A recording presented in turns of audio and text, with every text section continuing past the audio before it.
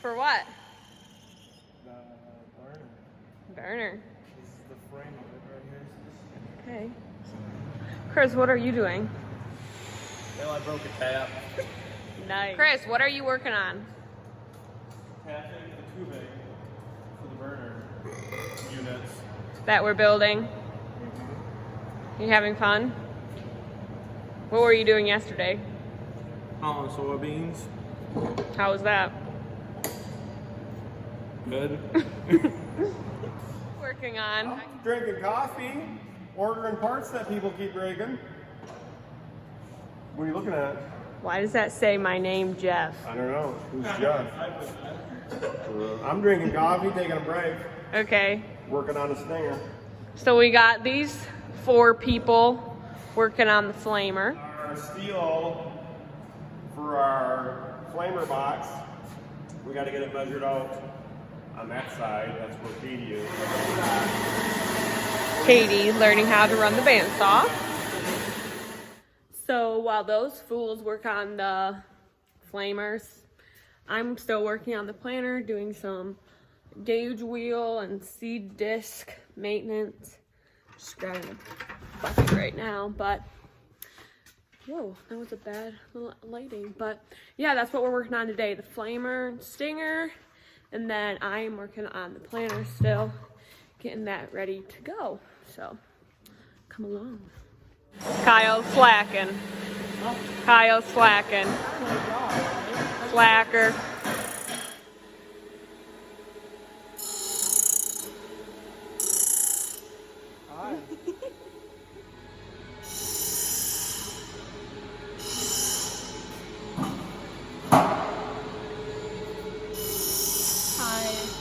Hi. What are you working on? Cutting steel For the flamer.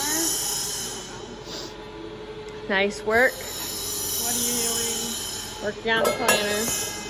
Just making sure everyone's working. Good work. doing? Me too. Okay, so I just wanted to explain what I'm doing to the gauge wheels. The gauge wheel has to be a certain distance away from the seed disc. And some of them were too far away, and some of the other ones were too close. So most of them were too far away though. So what I have to do is loosen this bolt, and then I pull the gauge wheel off. And then to get it closer to the seed disc, I have to take out a shim. And then I clean off the shaft, and then I put the gauge wheel back on, tighten everything up, and then make sure.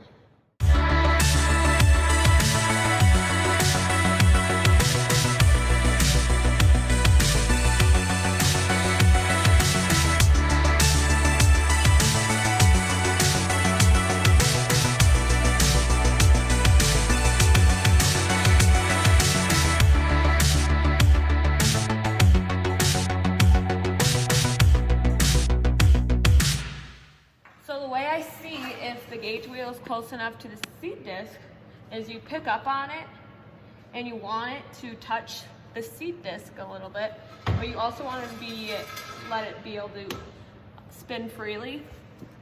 And the gauge wheel, you need it close enough to the seed disc so that dry soil doesn't get into the seed trench. You don't want dry soil on the seed because that will not help at all. You want the seed to be in the moisture so it will sprout. Then you want the seed discs the right distance. You want them touching the right amount so that it makes a nice uniform seed trench. You don't want any like bumps or rivets in the seed trench. You want it nice and flat, and you want that seed to get to the bottom of the seed trench. So hopefully that makes sense. So how you measure the distance between your seed discs is you take 2 business cards and then you put them in between the seed discs until they stop. And then you measure that distance. And you want it to be at least 2.5 inches. which it is. So that's good. You don't want them too far apart, because if you do, then you don't have a good seed trench, and you don't have a good depth, and the seed doesn't go to the bottom of the trench.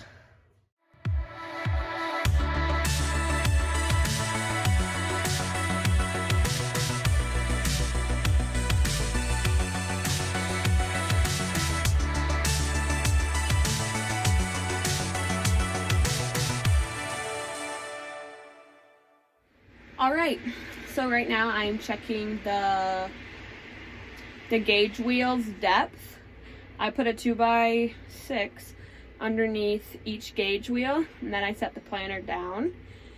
And the seed disc is supposed to be touching the ground, and it was working good. All of them were correct, but I just hit my first one. I set the planter down on the boards, and the seed disc is not touching the ground. The gauge wheels are on the board, but the seed discs aren't hitting the ground, which isn't good, because that seed disc isn't making a deep enough trench. So we'll have to go investigate that, but just wanted to give you a quick update. I'm sitting right now in the tractor because I just picked the planter up and shut it off, but this is the only place where it's quiet. It's only quiet in here. Everyone else is so loud. So I was in the house editing my video, well, this video, and I realized that I forgot to explain something, and the video just didn't flow right. So that's why I'm in my pajamas, because it's night, and yeah. But I just wanted to explain that this is the unit that wasn't working right, and the seed discs and the gauge wheels weren't at the right depth.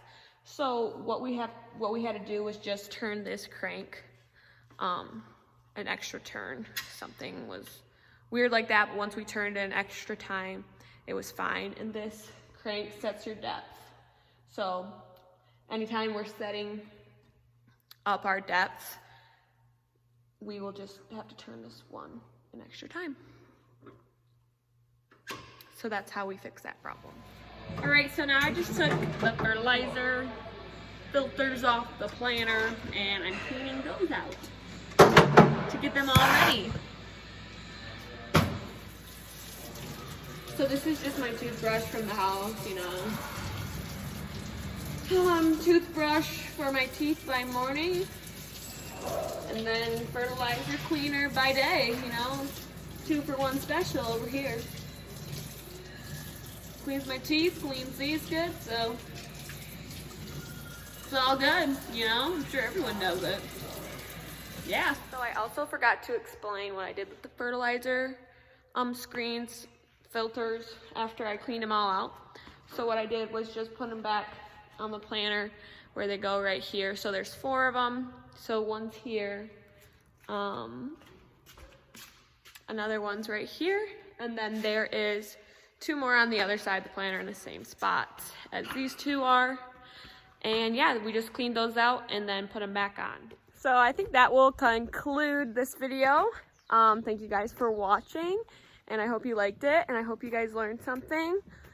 If you have any questions or want to see anything, let me know, and don't forget to like it and hit that subscribe button. So yeah, thanks for watching, and see you next time.